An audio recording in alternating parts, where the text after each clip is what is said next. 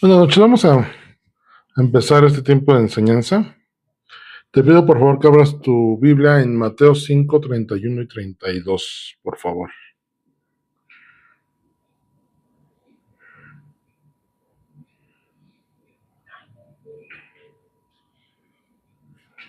Mateo 5, 31 y 32.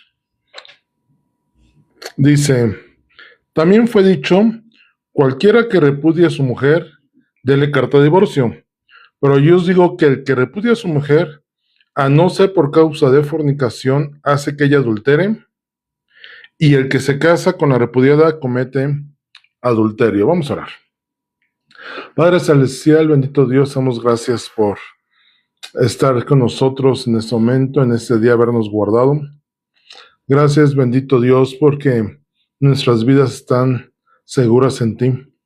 Te rogamos que en este momento que estamos reunidos y en medio de esta enseñanza, Señor, que nuestro corazón esté dispuesto, esté abierto a entender, nuestros pensamientos estén concentrados a recibir y nuestro espíritu esté perceptible a escuchar tu voz. Gracias por este tiempo y que sea una palabra de bendición en Cristo Jesús. Amén. Ok, continuando con lo que vimos la semana pasada, que vimos el tema de Jesús hablando sobre el adulterio, enseguida toca ese tema que es Jesús y el divorcio. Y tú dirías, oye, más bien, siempre lo leemos y como trae el título ahí comúnmente en las Biblias, pensamos que es un tema diferente, pero no. La verdad es que todo esto vino de una sola presentación, en una sola exposición de la palabra del Señor, Jesús hablando en el Sermón del Monte, y hay una relación, si has podido ver, de todos los temas uno tras otro, cómo va, uno lleva a otro y uno lleva a otro, y así sucesivamente. Y en el caso de Jesús, que en estos dos versículos aborda el tema sobre el divorcio, viene del contexto del adulterio, que dice el Señor Jesús que cualquiera que codicia a una mujer con el pensamiento ya está cometiendo adulterio.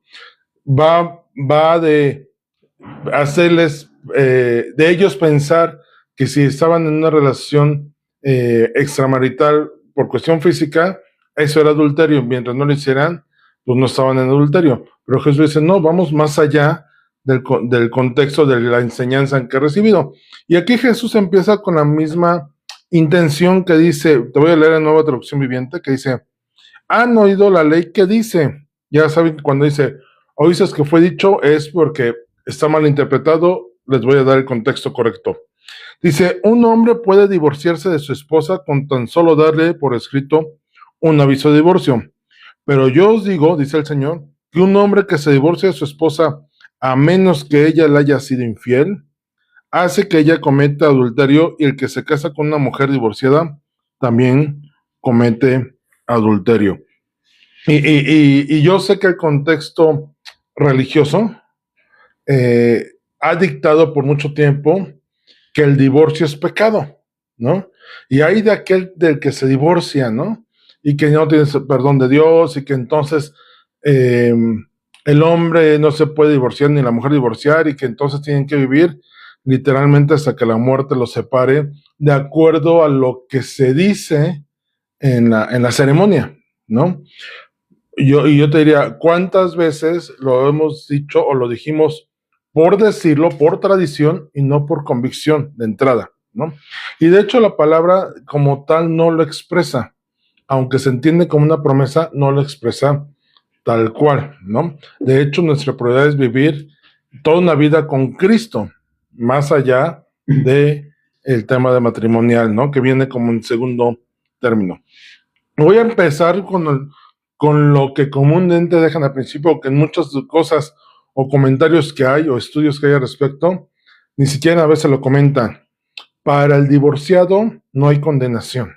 Y ahorita vamos a explicar por qué. Vamos a Juan 4, por favor, 16 a 19. Y quiero empezar con el final, porque muchas veces cuando este tema es abordado, el que ha cometido o ha estado en el divorcio se siente culpable y se siente condenado y señalado por los mismos hermanos o por la misma iglesia, cuando el que lo hace literalmente ni entiende los porqués del divorcio. Ahorita es lo que voy a tratar de tocar en esa sesión. Dice Juan 4, 16 al 19, hablando Jesús con la mujer samaritana, dice, Jesús le dijo, ve, llama a tu marido y ven acá.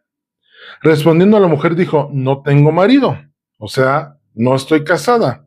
Jesús le dijo, bien has dicho, no tengo marido, porque 5 maridos has tenido, el que ahora tienes no es tu marido.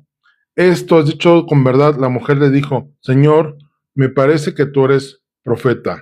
Obviamente, si estamos hablando de marido, es porque hay un casamiento, un contrato de por medio. En la actualidad sería un contrato de por medio, que es el acta de matrimonio. En aquel tiempo a lo mejor no había como tal algo al respecto como documento, pero sí había todo un ritual ceremonial en el cual se establecía el vínculo y había intercambio de posesiones. Inclusive los padres recibían dotes por hacer de ese compromiso algo correcto. Entonces, cuando Jesús se le acerca a la mujer y le dice, 5 maridos has tenido y el que estás ahorita no es tu marido, no está juzgando a la mujer. Y entonces voy a ese contexto. Si Jesús no está condenando a la mujer por el divorcio, entonces ¿por qué hoy lo hacemos? De hecho, si ese fuera una condicionante para perder salvación, simplemente Jesús no hubiera perdido el tiempo en compartirle a una mujer samaritana que llevaba no un divorcio, no 2 divorcios, sino 5 divorcios, ¿no? La Biblia no especifica los motivos, pero la mujer sabía que era verdad porque dice, Señor, me parece que eres profeta. Nadie te lo dijo, o más bien, ¿quién te lo dijo? Y recordemos que en aquel tiempo los samaritanos y los judíos no se llevaban. Entonces literalmente era tú en tu zona y yo en mi zona. Entonces había una muy poca o nula posibilidad de que hubiera un diario periodístico que sacara las noticias y dijeran, sí, la mujer samaritana, fulanita de tal, va por su sexto matrimonio. No es así.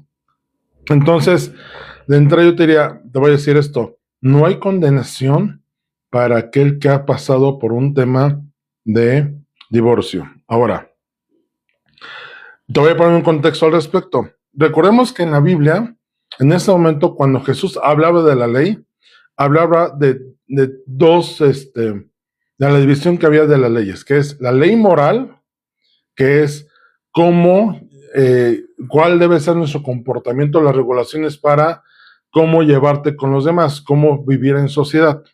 Y la otra ley era la ritual o ceremonial, que era la relación con Dios, cómo te tenías que acercar con Dios. Recordemos que en esta ley ceremonial estaba el hecho de las ofrendas, sí, cómo presentarte, si estabas impuro, cómo limpiarte, qué ofrendas presentar, si tu pecado, qué tipo de pecado era, si era por omisión, si era por daño, si era un daño ético, civil, cómo debían ser las negociaciones, etcétera.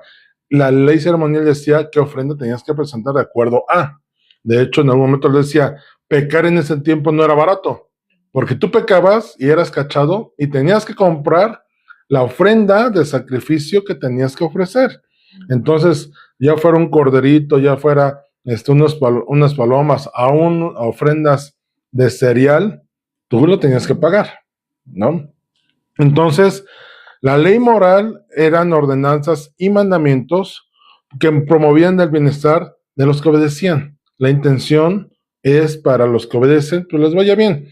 Cuando tú ponen reglas o órdenes o mandamientos en un trabajo, literalmente tú dices, bueno, pues que se preocupen los que no cumplen. Yo, por ejemplo, cuando decían, es que la entrada es a las 8 de la mañana, y si yo llegaba a 7:50, decía, bueno, pues que se preocupen los que llegan a las 8:10. Yo llego siempre a 7:50, yo no tengo problema con la ley. Así es la intención de la ley moral. El valor se considera evidente por la razón del sentido común. O sea, no en balde Dios nos dio un entendimiento, una sabiduría, una inteligencia para entender, pues no en balde tenemos un cerebro que trabaja, un raciocinio que opera, que nos hace diferente a los animales, ¿no? Entonces, la ley moral actúa mucho en el sentido de la razón y el sentido común. Aunque no conozcas la ley, si tú tomas algo que no te pertenece, es robar. Y hasta cuando es un niño y lo hace, sabe que está mal. No sabe exactamente por qué, pero sabe que no tiene que agarrar lo que no le corresponde. Ahora, comprende reglamentos sobre la justicia, el respeto y la condición sexual. Eso es lo que se enfocaba la ley moral. Y esto de reglamento es los preceptos ordenados de cómo aplicar la ley. Aquí tenemos una constitución que es la Carta Magna, y después de ella se desprenden de cada artículo, de cada área, reglamentos a cumplir. Por ejemplo, todos tenemos la libertad de tener un automóvil, pero hay un reglamento de tránsito que nos dice cómo debemos conducir y a qué estamos sujetos cuando manejamos. Un reglamento dice qué sanciones se aplican y cómo se aplican y cómo hay que hacer las cosas. De hecho, el reglamento te dice, si tú ves un círculo que te está señalando la velocidad máxima, no puedes ir a más alta velocidad que el que se señala. Ese es un ordenamiento. Se tiene que hacer así. Si tú llegas al semáforo, no te puedes estacionar sobre las líneas blancas porque son peatonales, te tienes que estacionar atrás de. Entonces nos dice, puedes tener un auto la ley, pero el reglamento dice, sí, pero tienes que manejar así, así. Hay preferencia de los que caminan, los transeúntes, al auto. Todo eso es lo que hace el reglamento. Y en la ley moral, esto no está exento. La ley establece reglamentos. Si lees Levítico, si lees Números, parte de Éxodo y parte de Deuteronomio, viene toda esa parte de la aplicación de la ley. Recordemos que la ley ceremonial era precisamente el tema de las fiestas, los días de reposo, etcétera, cómo honrar a Dios, las festividades en las cuales tienes que dejar todo lo que hacías para ir a servir al Señor.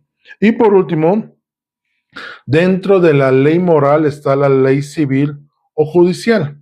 Es la que dice, vamos a ver que se haga todo correctamente. Vamos a ver, de hecho el reglamento puede imponerte castigos, pero hay una parte judicial que se encarga de ver, que en ese caso eran los sacerdotes, por ejemplo, que ejercen esta parte civil y judicial, de decir que se cumpla la sentencia. Vamos a suponer, uno de los mandamientos decía, oye, si a ti te prestan un animal y estando contigo el animal sufre un accidente y muere, si tú no compruebas que el animal murió accidentalmente, lo tienes que pagar como nuevo.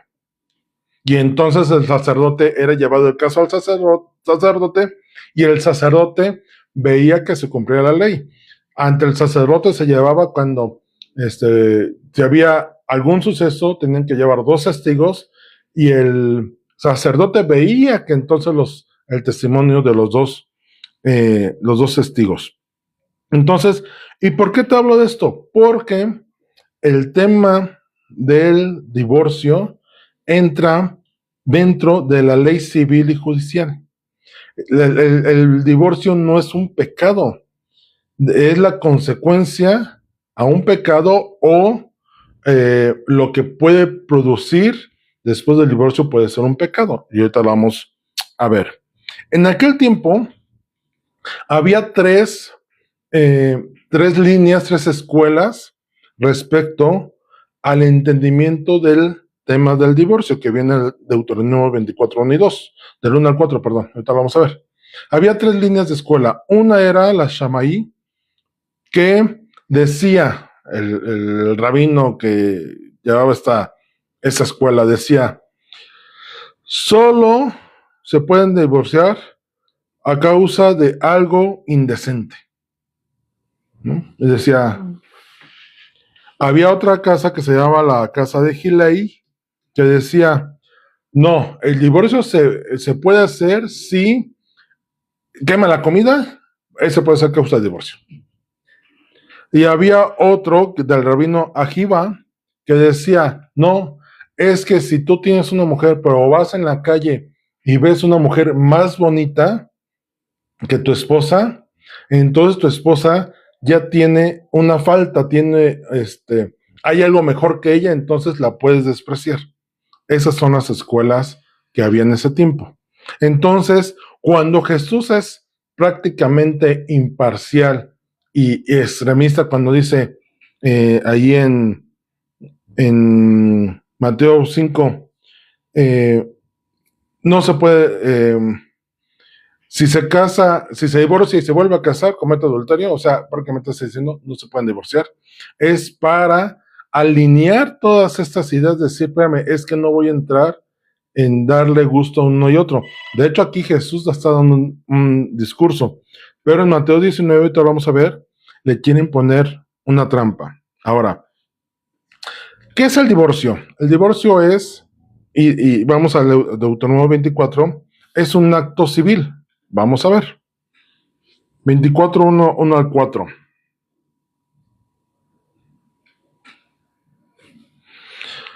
Deuteronomio 24, 1 al 4 dice: Cuando alguno tomare mujer y se casare con ella, si no le agradare por haber hallado en ella alguna cosa indecente, le escribirá carta de divorcio y se la entregará en su mano y la despedirá de su casa. Y salida de su casa podrá ir y casarse con otro hombre.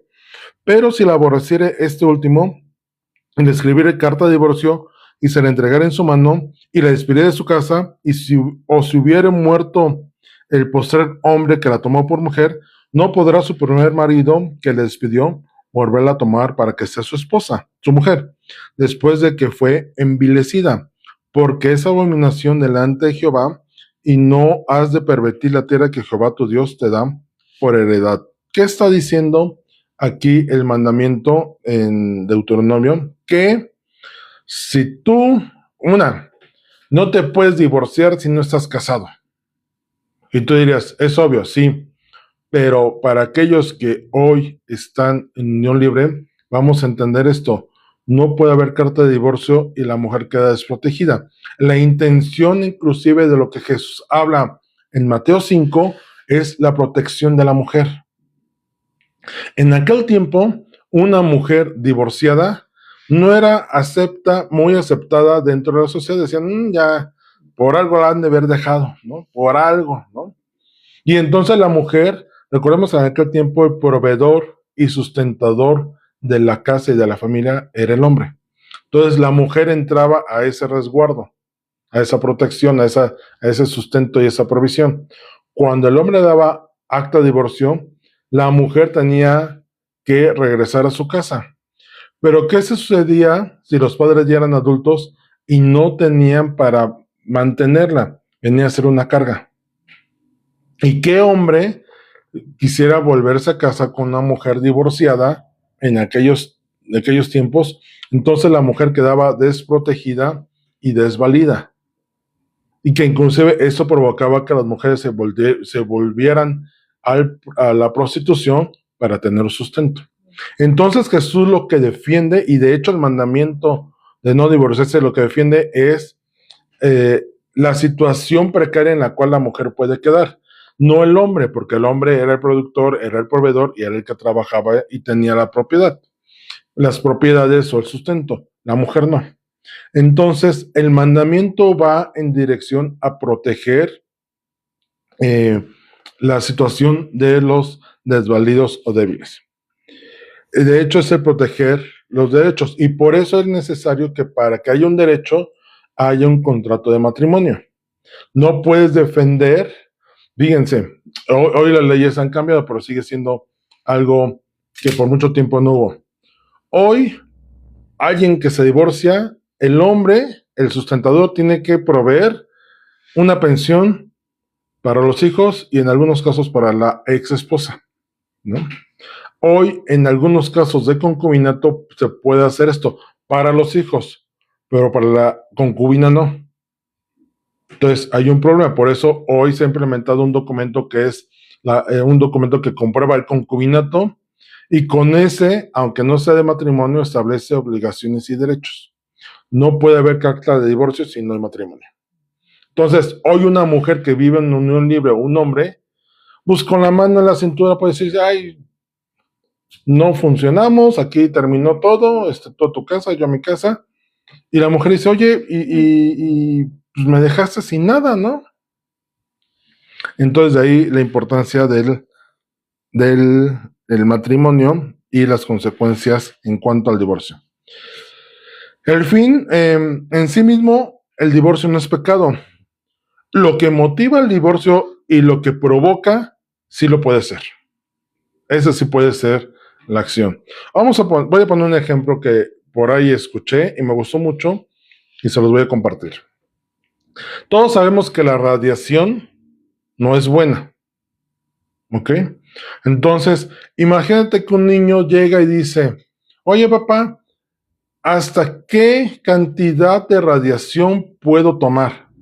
El padre, ¿qué le va a decir? No, pero ningún tipo de radiación, ¿no? O sea, no te puedes acercar a ninguna zona radioactiva ni exponerte a radiación. No es algo bueno, ¿no?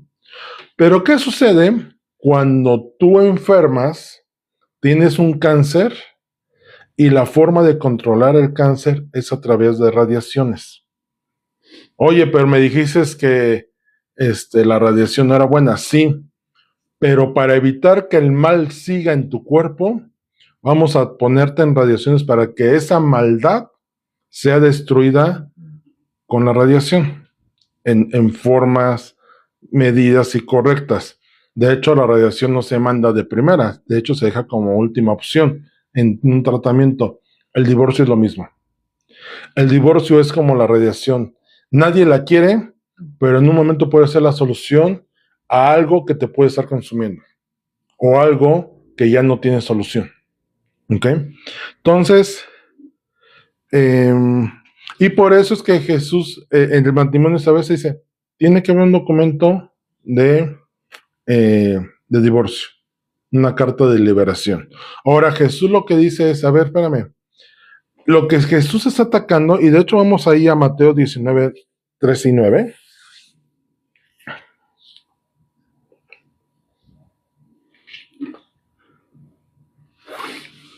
En Mateo 19, 3 y 9 se acercan unos fariseos, dice el verso 3, tentándole y diciéndole, ¿es lícito al hombre repudiar a su mujer por cualquier cosa? Recordemos que era con toda la intención, era con la intención de ponerle un 4, a ver qué contestaba. Literalmente era ver sobre qué línea de escuela iba a ser su respuesta, porque entonces había forma de decir, no, espérame, o eres muy legalista o estás siendo muy liberal, ¿no? Él respondiendo les dijo, ¿no habéis leído que el que lo hizo al principio varón y hembra los hizo? Y dijo, por esto el hombre dejará padre y madre y se unirá a su mujer y los dos serán una sola carne. Aquí está Jesús recordando al principio de ese premio. A ver, me quieren poner un 4, pero vamos al origen de esto. En el principio, el modelo original es que el hombre y la mujer dejaran sus casas y se volvieran una sola carne. Así que ya no son ya más dos, sino una sola carne. Por tanto, lo que Dios juntó, no lo separe el hombre. Le dijeron, ¿por qué pues mandó Moisés dar carta de divorcio y repudiarla? Esto es, Jesús les contestó con verdad y ellos quisieron justificar y diciendo, espérate, si era el modelo original de Dios, entonces Moisés está mal, está bien o qué, ¿no? Porque hay un mandamiento en el cual dice que se presente una carta de divorcio. Y él les respondió, verso 8, por la dureza de vuestro corazón Moisés os permitió repudiar a vuestras mujeres, mas al principio no fue así. Y yo os digo que cualquiera que repudie a su mujer, salvo por causa de fornicación, y quizá retomando el tema de Mateo 5, y se casa con otra, adultera, y el que se case con la repudiada, adultera. Vamos a entender esto. De hecho, ahí el contexto de fornicación es un término hebreo que deja abierto a que no solamente es fornicación, sino cualquier perversión sexual. Puede ser fornicación, puede ser adulterio, puede ser abuso sexual, puede ser incesto, cualquier manifestación sexual puede entrar en ese contexto. Ahora, ¿por qué dice Jesús? Cualquiera, dice, Se les permitió divorciarse por su necedad. Y hay algo que debemos tener presente y que Dios no deja cabo suelto. A ver, el diseño original de Dios es hombre y mujer se junten y vivan juntos siempre porque ahora son una sola carne, ¿no? Pero ese es el plan divino de Dios. Pero a Dios no se le olvida que somos seres humanos con una naturaleza pecaminosa. ¿No se han puesto a pensar que Dios sabe que el hombre, a causa de su necedad, de sus intereses, de sus deseos y pasiones y deseos desordenados, pensamientos desordenados, puede llegar a este asunto? ¿Cuántas veces la gente se divorcia por nada? Y es lo que Jesús ataca. Espérenme, no se divorcien por cosas triviales. Nada más porque no me gustó cómo barrió, me voy a divorciar. Nada más porque quemó la sopa, se le quemó el agua, me voy a divorciar. Inclusive llegan al punto de que decía, si ella me hace enojar, por eso me divorcio. Y entonces la reputación de la mujer, porque la mujer salía a la calle y ya se divorciaron de ella, y nadie se preocupaba por eso, oye, pero ¿por qué se habrá divorciado? Entonces, por eso es que Jesús ataca esto. Ahora, supongamos que la mujer adultera y el hombre dice, más, si es por adulterio, digamos que ahí el brinco matrimonial tendría una justificación para divorciarse, porque se amancilló, dice Pablo, el hecho matrimonial, ¿no? Hubo pecado dentro del hecho matrimonial. Pero, dice, ¿pero qué sucede cuando se divorcian sin que haya una justificación? Sin que haya un tema de fornicación o adulterio. ¿Qué pasa? Tú te divorcias y entonces si tú te casas con alguien, tú adulteras porque no se rompió el vínculo. No hay justificación, no hubo adulterio, no hubo acto sexual que causara el repudio. Y si tú te divorcias, haces que también ella adultere o peque si tiene una nueva relación. ¿Por qué? Porque no hay justificación para el divorcio. Ahora, el divorcio no es una ordenanza del Señor, es una excepción al mandamiento. De hecho, el divorcio debe ser la última opción. De hecho, Dios odia el divorcio. Vamos a la Malaquías 2:16, por favor. Dios odia el divorcio, pero no a las personas. O sea, el Señor no está de acuerdo con que las personas se separen. Pero no por esto Dios dice, pero la voy a agarrar contra ti, son unos irresponsables. No. El acto es el que no. Dice Malaquías 2:16, porque Jehová Dios de Israel ha dicho que él aborrece el repudio, o sea, el divorcio, y al que cubre de iniquidad su vestido, dijo Jehová de los ejércitos, guardaos pues en vuestro espíritu y no seáis desleales. Te voy a leer la Nueva Traducción Viviente. Me gusta mucho cómo dice, pues yo odio el divorcio, dice el Señor Dios de Israel. Divorciarte de tu esposa es abrumarla de crueldad. Y esto de abrumarla de crueldad vuelve a este contexto que te digo, socialmente allá era dejarla desprotegida. Dice el Señor de los ejércitos celestiales, por eso guarda tu corazón y no le seas infiel a tu esposa. Esto es, no des motivo para el divorcio cuando tú adulteres. Y de hecho, Jesús también viene de ese contexto. Tampoco vayan, y te lo vamos a ver, tampoco vayan a pecar, a adulterar a propósito, para entonces tener pretexto de divorciarte, para decir, déjame, porque ya te fui infiel, ¿no? Dice, ¿cuál es la dureza del corazón? Es la terquedad, la simplicidad, la falta de madurez y la debilidad humana. Dice, por eso les di, les permito dar carta de divorcio. No es lo que quiero, pero a ver, a causa de cómo son ustedes, hay una excepción. No lo mando, hay una excepción al mandamiento. Por eso es que dice en Mateo 5 que Jesús corrigiendo, habéis oído que si no te gusta tu mujer, divórciate. Dice Jesús, no.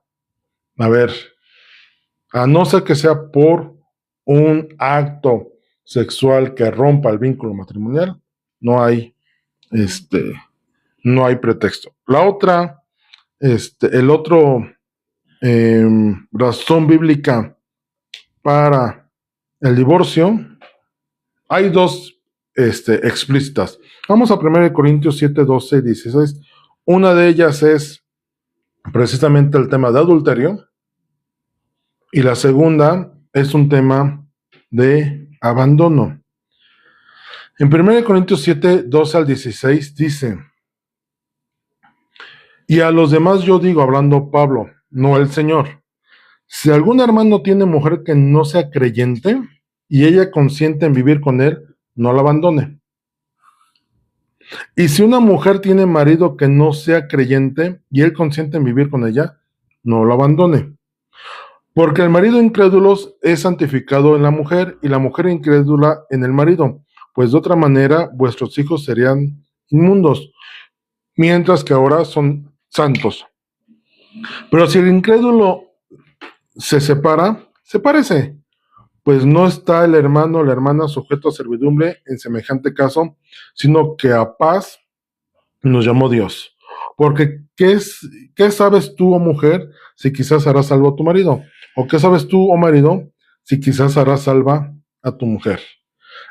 Lo que está diciendo Pablo es esto. A ver, si por causa del evangelio, la persona con la que vives, tú sigues a Cristo, estás firme, y él no quiere saber nada y se quiere ir, déjalo ir. Sepárate. Dios no lo vería mal, porque no está saliendo de la intención del corazón del que sea firme, sino del incrédulo. Ay, tu Dios, y ya te vas a la iglesia y tu congregación y los hermanitos ya no soporto esto, y se quiere irse, déjalo ir. Pero si se quiere quedar, pues déjalo que se quede, ¿no? O sea, tú tampoco lo provoques a irse. En una de esas, en términos actuales, en una de esas se convierte. Y tenemos muchos casos aquí, así. Aquí en la casa hay uno. Mi abuelo era así. Mi abuela, Cuca, decían, ya me voy. Yo no me acuerdo mucho, pero mis papás me dicen que mi agua Andrés, ya te vas otra vez, que no sé qué. Y al tiempo, mi agua Andrés llega a Cristo. Él no se quiso ir, quiso aguantar, ¿no? Pero si lo vemos entendiendo desde el otro lado de la moneda, dice, pero si el incrédulo se parece, pues no está el hermano o la hermana sujeto a servidumbre en semejante caso. Esto es, no tiene necesidad de estar en esclavitud.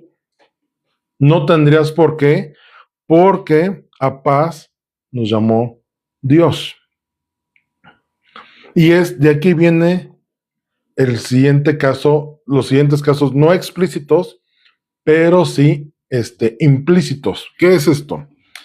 ¿Qué sucede si a causa de tú estar en Cristo y el otro no quiere estar, estás en lucha continua, no estás en paz?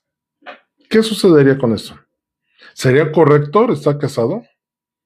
Si Dios te llamó a paz y tener una persona con la que siempre estás discutiendo o confronta tu fe o te quiere denigrar o te quiere sobajar o te quiere condicionar o te quiere manipular, ¿sería correcto delante del Señor? No está explícito, pero sí está implícito. Si entiendes lo que está diciendo Pablo en 1 Corintios, podrías entenderlo así. No tenemos por qué estar en servidumbre en una situación así, sujetos a una circunstancia así. ¿Cuántos matrimonios son infelices y su argumento es, no me separo por mis hijos, pero viven en un infierno? La mujer es maltratada, la mujer es sobajada, no hay comunicación, no hay respeto, no hay nada. En esos casos, a ver, entendamos, ¿cuál sería su propósito? ¿Tenerte ya a la fuerza?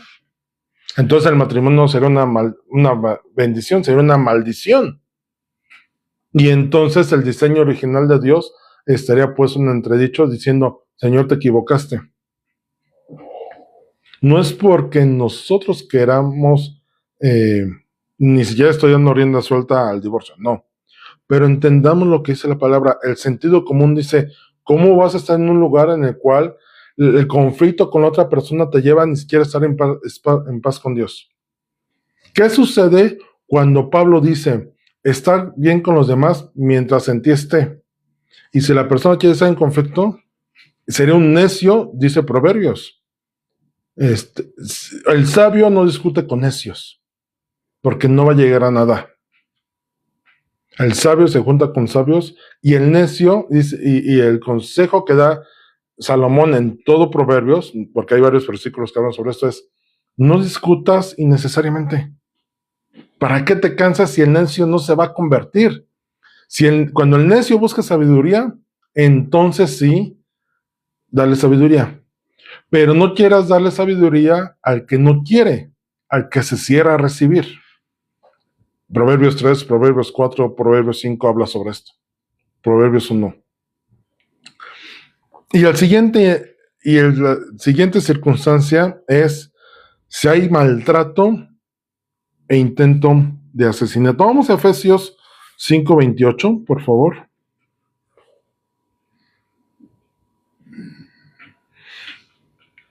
Efesios 5:28 dice, así también los maridos deben amar a sus mujeres como a sus mismos cuerpos. El que ama a su mujer, a sí mismo se ama.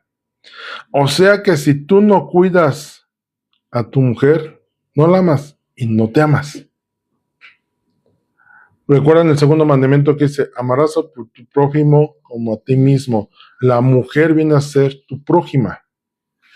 Y entonces no cuidarla sería causa de pecado. Porque dice la palabra también, sabiendo hacer lo bueno no lo haces, es contado por pecado. Verso 29, porque nadie aborreció jamás a su propia carne, sentido común, sino que la sustenta y la cuida como también Cristo a la iglesia. Y esta parte es muy de sentido, o sea, Pablo no está descubriendo el hilo negro. Dice, a ver, nadie aborrece su propia carne, porque no te amas, te descuidas, no te procuras, tomas cosas que te lastiman, ay, no me quiero y me voy a tomar un vaso de veneno. Pues no, no lo hacemos así. Dice, de la misma manera Cristo cuida y ama a la iglesia. Porque somos miembros de su cuerpo, de su carne y de sus huesos.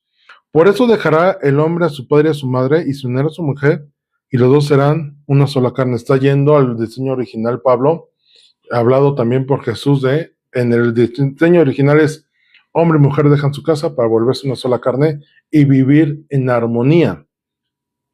Dice, grande es este misterio, mas yo digo esto respecto de Cristo y de la iglesia. O sea, el secreto está en la relación de Jesús con su iglesia, con el cuerpo que somos nosotros de Cristo. O sea, lo demás está fácil de entender. Hombre y mujer se juntan para vivir. Ahí no hay secreto. Por lo demás, cada uno de vosotros ame también a su mujer como a sí mismo y a la mujer respete a su marido. Y entonces, a la inversa sería, ¿y qué pasa si no la cuidas? ¿Qué pasa si te portas áspero? ¿Qué pasa si la dañas? ¿Qué pasa si hay violencia familiar y violencia psicológica? ¿Qué pasa si en la casa hay golpes? Y de ambos lados, porque hoy la sociedad dicta que también la mujer golpea, daña, lastima, sobaja, manipula y quiere sacar provecho del hombre. Si te golpean, ¿será causa de divorcio? No está explícito, pero está implícito. La ley decía que cualquiera que lastima a otra persona, dependiendo de la gravedad, tenía que pagar. Eh, inclusive, recuerden que cuando había un homicidio, el que mataba tenía que morir, vida por vida. Y si se comprobaba que había sido sin querer, entonces le decía, bueno, si fue sin querer, entonces te vas a una ciudad de resguardo y puedes salir hasta que el sacerdote muera. Si un hijo golpeaba a sus padres, era digno de muerte. ¿Qué implica entonces si se supone que estás con la carne de tu carne, dejaron de ser dos para ser uno, y lo maltratas? Estás invalidado el mandamiento de amar a tu prójimo como a ti mismo. Y eh, eh, más complicado el asunto, porque es tu propia carne. ¿Habría sentido común en quedarte en un lugar donde estás siendo maltratado, ultrajado y dañado? ¿Que hasta tu vida puede estar en riesgo? Hace muchos años, cuando platiqué con alguien de esa situación, y hablando sobre el divorcio, él en ese momento me explicó, me dijo, mira, solamente hay 4 causas: por adulterio, por abandono, los que te estoy diciendo, por maltrato, y si tu vida está en riesgo. Y en ese momento, pues, yo decía, eso fue hace 20 años, yo decía, no entiendo, ¿no? Ya, y aquí viene un contexto que te quiero decir. Cuando alguien, si tú estás en una situación de divorcio, o vas a pasar, o ya pasaste, ¿vas a ser juzgado, señalado y criticado? Sí. Mi recomendación y consejo sería: escucha y toma consejo del que tiene la experiencia de haber pasado por algo así. Porque el que no ha pasado por un divorcio, él te va a juzgar, te va a decir, es que no te puedes divorciar. Sí, no te puedes divorciar, pero entonces tengo que soportar que me están maltratando. Entonces, porque me engañó y tuvo una aventura y cometió adulterio, fornicación, digo, hoy no se le llama así, pero se metió con alguien, entonces yo estoy obligado a soportárselo, y si lo vuelve a hacer, a perdonárselo. No, estás en la obligación de perdonar, pero no de conservar la relación. Y esto lo vamos a ver. Entonces, ¿cuándo es pecado el divorcio? Cuando te divorcias por razones irrelevantes, literalmente por cualquier cosa, ahí estás pecando. Y te voy a decir por qué es pecado. Porque estás buscando tu ventaja y tu interés, la intención de tu corazón. No me conviene esto, entonces estás rompiendo un pacto. ¿Cuándo es pecado? Cuando abandonas al cónyuge, porque Dios aborrece el engaño y la traición en el matrimonio. Cuando tú abandonas y te divorcias para casarte con alguien más, es pecado. Y si te das cuenta, todos esos motivos son por las intenciones de tu corazón. Ya no me gustó esta, me encontré una más joven. Y hablo de referencia a la mujer, pero al revés, aplica igual, ¿eh? Y vamos a terminar con esto. Recordando esto, el divorcio no es en el diseño original que Dios hizo para el matrimonio.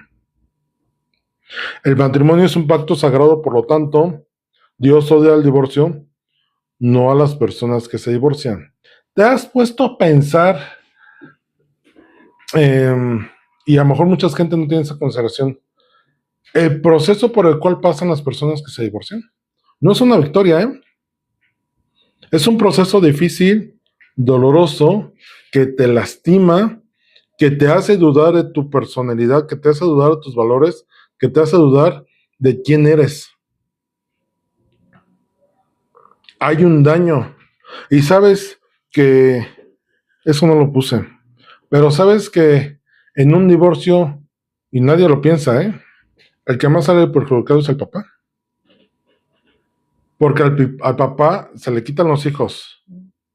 Se ve obligado, en la mayoría de los casos, a salir de la casa. Se ve obligado a sustentar una casa en la cual ya no vive, no comparte, y la relación con sus hijos se ve dañada. Por más que el padre se esfuerce por estar cercano con sus hijos, los hijos crecen con una herida en el alma al respecto. Por más que el padre quiera estar presente, los hijos terminan siendo lastimados. Y eso es en la parte del hombre. En la parte de la mujer, ¿qué ocurre en la parte de la mujer? Ay, hace su vida, vive con amargura. Comúnmente la madre la que le mete pensamientos incorrectos a los hijos o utiliza a los hijos en venganza para con el padre. Y si la mujer no trabaja, se ve obligada ahora a trabajar para llevar sustento. Tiene que ser padre y madre en ambos casos. Porque a veces, aunque quiera pedir el apoyo al ex esposo, al papá, no se puede. ¿Cuántas veces entra la cuestión de la conveniencia de cada uno? Entonces, no es una situación fácil como para ser juzgada y criticada de fácil manera. Dios comprende que el divorcio va a ocurrir debido a que un matrimonio involucra a dos seres humanos pecadores. Por eso digo, no es un mandato de Dios, pero sí es una consideración, una excepción que el Señor da. Incluso en casos de inmoralidad sexual, el divorcio no es obligatorio y la reconciliación debe ser siempre la primera opción. Si hay adulterio, no por esto estás obligada a conservar el matrimonio. Pero tampoco es obligación que adulterio o divorcio. No. Lo primero es buscar la restauración. Y la restauración es un trabajo de dos. Y la restauración también viene a ser un cambio de actitud en ambos miembros oye, pero es que él hizo y yo no. Él fue que adulteró o ella fue la que me engañó y yo soy el que tengo que pagar los platos rotos. ¿Sí? Pero si entendemos también los principios en el cual dice la palabra, y ahora entenderás una palabra que dijo el Señor Jesús, que ya vimos. Si sabes que tu hermano tiene algo contra ti, deja tu ofrenda, ve y reconcíliate con tu hermano, entonces ven y presenta tu ofrenda. ¿Qué ocurre cuando tú te divorcias y sabes que tu expareja tiene algo contra ti, que está enojada, que está molesta, y tú por acá presentando ofrenda? No, tienes que reconciliarte. El primer ministerio que nos ha dado es la reconciliación. Si un divorcio no se basa en un fundamento bíblico, el verdadero arrepentimiento implicaría buscar la reconciliación con el excónyuge. Y fíjate, y eso es muy complicado. Y eso es muy complicado en esto. Pedirle estar bien con tu excónyuge. Oye, pero es que él fue el que me dañó. Es ahí donde muestra la madurez en Cristo Jesús. Dice Lucas 11:4. Jesús enseñando sobre la oración. Dice, y la oración modelo, y perdónanos nuestros pecados, porque también nosotros perdonamos a los que nos deben, y no nos metas en tentación, mas líbranos del mal. ¿Cómo esperas que ser perdonado si tú no puedes ejercer un perdón? Si no puedes dar un perdón a alguien que te dañó.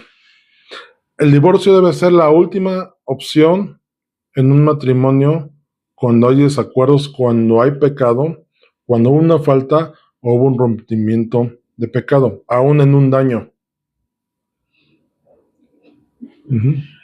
Ahora, somos muy fáciles de decir, ay, te golpeó, déjalo. Ay, te hizo, espérame. Tiene que haber ¿cuánto te esfuerzas por restaurar tu matrimonio? Por eso digo, a no ser que sea por causa de adulterio, tienes la oportunidad, la excepción de decir, Aquí termina todo, ¿no? Bíblicamente. Pero no en tu venganza, en tu conveniencia, sino en una ordenanza del Señor. Obviamente, si te quieres divorciar por cualquier cosa y todavía quieres sacar ventaja de la situación, no puedes hacerlo. ¿Cuál es la recomendación? Si tú estás en un tema, en un proceso de divorcio que a lo mejor ya no tienes forma o ya fue una decisión tomada, yo te diría, tómense un tiempo, órenlo con Dios, llévalo con Dios y busquen la reconciliación.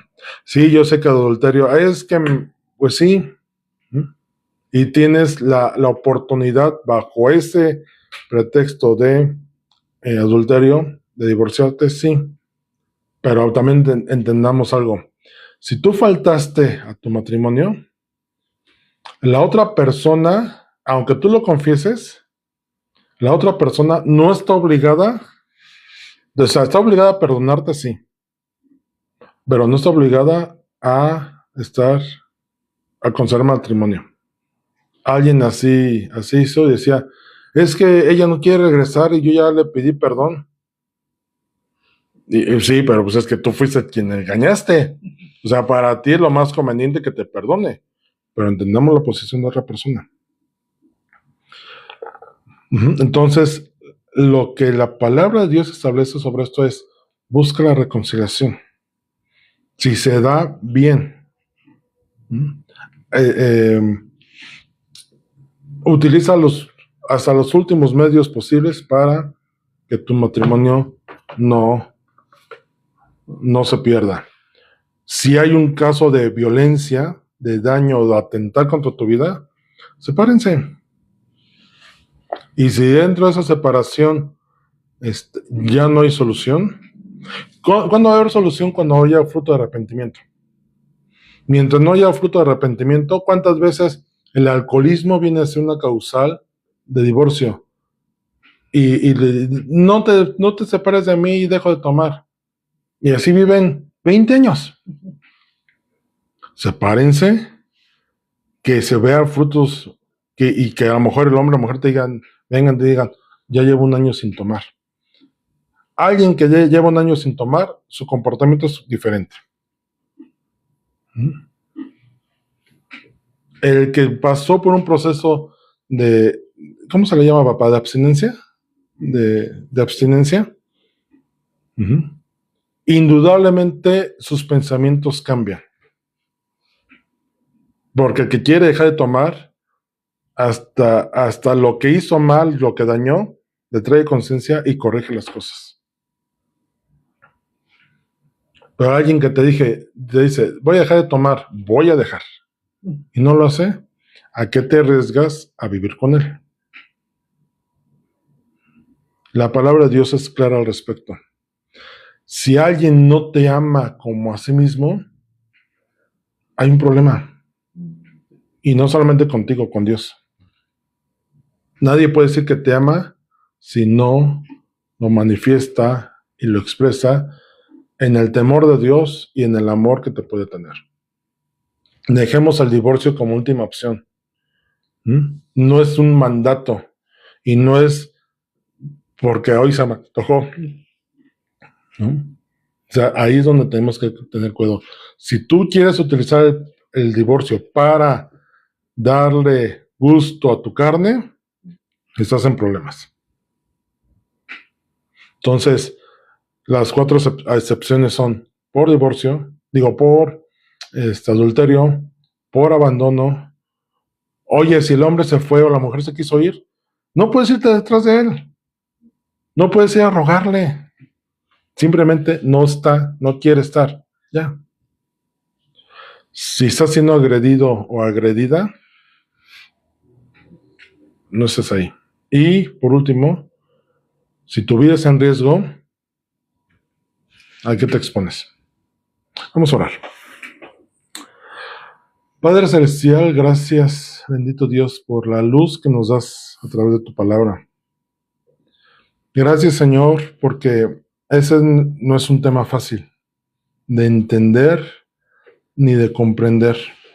Y sobre todo se puede caer en temas legalistas, eh, religiosas, en lo cual, Señor, se busca señalar, juzgar, condenar, sin preguntarte a ti, sin ver la situación desde tu visión, Padre, desde tus ojos. Señor, yo te ruego que todos aquellos que hemos tenido que pasar por un proceso así, Señor, que tú primeramente trastes en nosotros, Señor, nos restaures, nos perdones, Señor, seamos conscientes de arrepentimiento, Señor, un cambio de actitud y de vida. Pero tú eres fiel y bondadoso y misericordioso, Señor, de escuchar y estar atento a todo corazón contrito y humillado. Pero también, Señor, a todos aquellos que hemos tenido que pasar por un proceso así, que hemos sido señalados, juzgados, condenados, hazles entender y ver a aquellas personas que hablan sin conocer tu palabra, sin conocer tu carácter, sin conocer tus principios, Señor, ni siquiera sin conocer la ley que tú estableciste. Y, Señor, hablan desde su experiencia que no la tienen. Yo te ruego, Señor, que esas personas las hagas entender. No te pedimos, Señor, que los juzgues ni los castigues, no. Hazles entender. Porque, Señor, es fácil desde afuera señalarlo y cuando alguien lo tiene que vivir, se da cuenta que no es tan sencillo decir, es que no te puedes divorciar. No, Señor. Las circunstancias son complejas y difíciles. Pero sí te ruego, Señor, que muestres misericordia, muestres tu amor, muestres tu voluntad. Y, Señor, las consecuencias que llevaron a un divorcio y las cosas que pueden provocar después de eso, Señor, es sobre lo cual tendremos que tener cuidado nosotros como personas. Señor, de ser temerosos de ti, de ser apartados de mal, de no dar rienda suelta a nuestros deseos y pasiones desordenados, nuestra mente corrupta, sino buscar agradarte. Señor, gracias porque tú no nos condenas, porque tampoco es un pecado en el cual tú no ejerzas perdón, tú eres misericordioso, Dios. Recordemos, Señor, que el pueblo de Israel, tú los perdonaste de su adulterio, que venía a ser como un divorcio contigo espiritualmente. Y en tu bondad y tu amor, los sacaste de Babilonia para traerlos a tu tierra y nuevamente establecer un pacto con ellos, una restauración. Así, Señor, tú lo haces con nosotros. Señor, guíanos a tener matrimonios guardados en ti. Guíanos a tener matrimonios maduros, con personas maduras, con sentido común, con raciocinio, con inteligencia, con sabiduría, y no ser movidos, Señor, por cualquier circunstancia. Aquellos matrimonios jóvenes, Señor, dales fortaleza, que puedan entender y saber cómo guiar su matrimonio, y que cada quien haga su rol correspondiente y guarda sus corazones, Señor, de cualquier circunstancia sexual inapropiada. Gracias, Señor, porque tú eres misericordioso y nos traes luz y verdad al respecto a través de tu palabra. A ti será honra y la gloria por siempre, Señor Jesús. Amén. Amén.